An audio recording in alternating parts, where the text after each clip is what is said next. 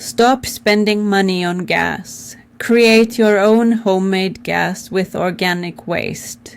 First, take an empty water jug and very carefully make several holes in the cap. Then take a stopcock and attach 2 small tubes, one on each side, using PVC glue so it is well sealed. Now connect a gas hose using a hose connector and tighten it firmly with a clamp to prevent leaks. Then place the tubes you prepared earlier into the part where the hose connector is. Once all the pieces are joined, insert the piece of pipe into the hole in the bottle cap. Then use epoxy glue around the lid and on all the joints to completely seal the system. Take fruit and vegetable peels and scraps, add water and blend them well until you create a liquid mixture.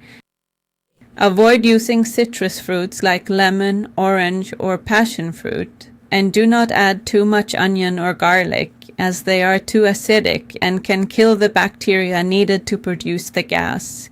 Then take cow, pig or horse manure, place it in a container and mix it with chlorine-free water until it is as broken down as possible. This step is not mandatory, but it is highly recommended because manure contains methanogenic bacteria that greatly accelerate the fermentation and gas production process. Using a funnel, start pouring the blended mixture into the large bottle.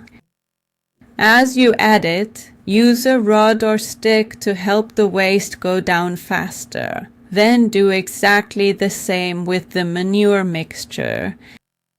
When you finish, add water until the bottle is about 70% full and mix everything very well. Finally, wrap Teflon tape around the bottle's mouth to prevent leaks and close it again using the lid prepared earlier. Close the stopcock and let the jug rest in the sun for about 2 weeks.